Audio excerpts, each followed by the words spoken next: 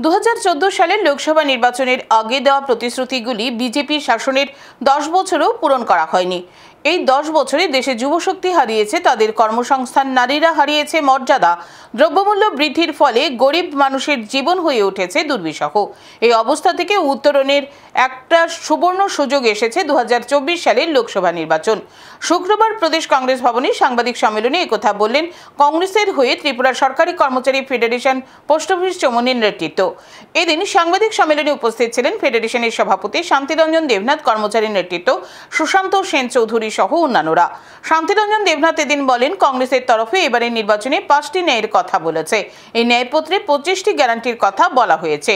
শান্তিরঞ্জন দেবনাথ অভিযোগ করেন, কেন্দ্রীয় স্বরাষ্ট্রমন্ত্রীর প্রতিশ্রুতি মতো বিজেপির 6 বছরে কর্মচারীদের জন্য 7ম বেতন কমিশন সম্পূর্ণভাবে দেওয়া হয়নি। কেন্দ্রীয় হারে বেতন ভাতা দেওয়া হলে কর্মচারীরা কেন্দ্রীয় হারে মহার্ঘ ভাতা পেতেন।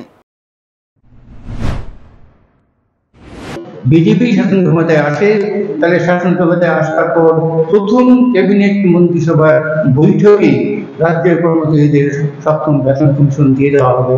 কিন্তু সেই 7ম বেতন কমিশন আজকে 6 বছরের বিজেপি শাসনের পর্যন্ত সম্পূর্ণ হয়।